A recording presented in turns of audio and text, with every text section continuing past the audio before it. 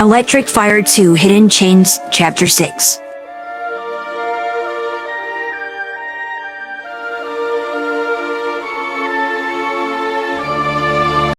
The first few days went okay.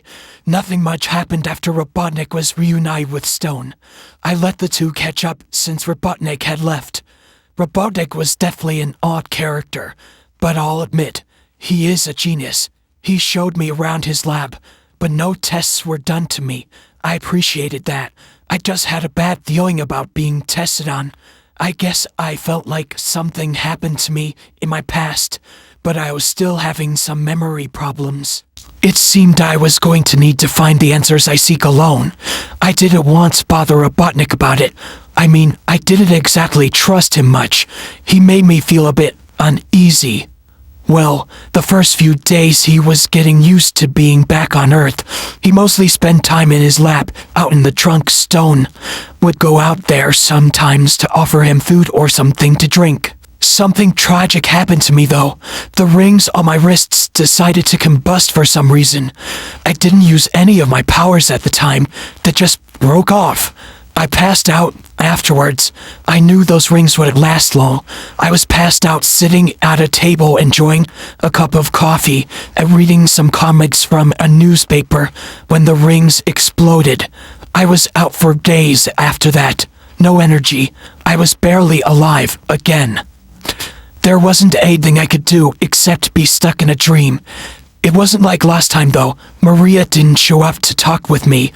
But I was lost in a forest area.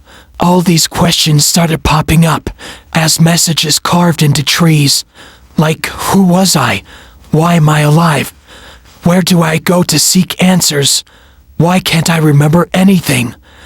There were a bunch of other questions, but I couldn't quite remember them since they'd often vanish, and another question would take that one's place. I'd be lying if I said I didn't recall anything in the past during the time I was asleep. The trees would fade and a scene would unfold at times. Most bits and pieces, some from the Ark in space, the rest here on Earth. I remembered something. Awakening on a table in a vet clinic. At one point I had gotten shot. There was a lady there helping me. There was another time, but it was vivid. I only remember picking up a shirt that said Pow Quiz Hotshot on it. After that, that's when I woke up. Back in the machine Stone had hooked me up to before. Stone and Robotnik were in front of me, while Robotnik's back was turned. He had headphones on. I could hear music coming from them. The volume was turned up. I was a bit weak. It seemed like the machine was draining some of my energy. I had no idea what was going on. Stone stayed by me watching as Robotnik worked on something. Robotnik gave him a hand gesture motion to flip a switch. Stone faced me. He flipped a switch on the machine. I just gave him a confused look. It's okay, the doctor just needed to take away some of your energy. He's trying to make something for you so you won't lose any more energy. He was reassuring. At least Robotnik was trying to help. It took a few minutes, but Robotnik was done. He handed two objects to Stone after pausing the music and taking the headphones off and setting them aside on the table. Alright, have him test those out. I heard Robotnik say as Stone unhooked me from the machine. He then handed me the objects Robotnik had been working on. They were more like watches, but more technical. Those should help keep you from losing a lot of energy.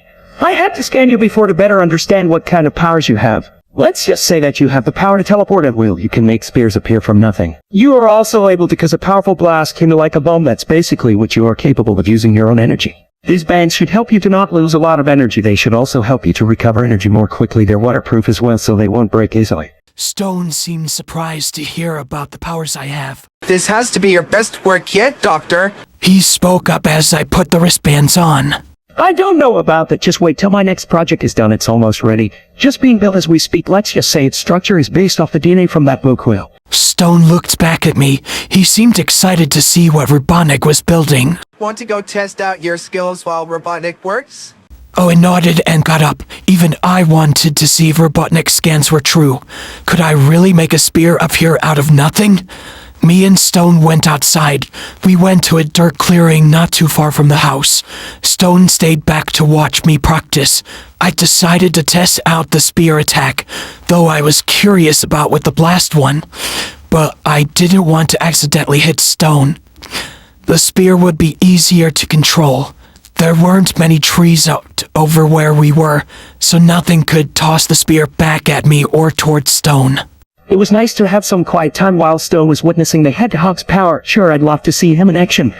My own creation was almost ready. I was in pure bliss watching as the percentage counted down. A machine was building a robot at the very moment. Of course, the machine it was building wasn't going to be functioning yet since it just needed a few things before I'd awaken it. Its very design is based off that blue hedgehog quill. It wasn't long before the machine had stopped. I picked up the very thing it created. I then plucked the quill to examine it. Now I just needed to put it inside the robot. The robot would be able to recharge the quill, while the quill also would give it its power so it could catch up to that other creature. Once the quill was in place, the machine turned on. It looked so much like that space creature. I only hoped it could win a fight against him. This robot wasn't able to talk though. I don't have enough items to make a voice box for him. At the moment, I only had enough gadgets to build him since I had to make some bands for Shadow so he wouldn't die on us. After all, he could come in handy as well. Perhaps he could help out on my plan to get rid of that wretched blue hedgehog that sent me away.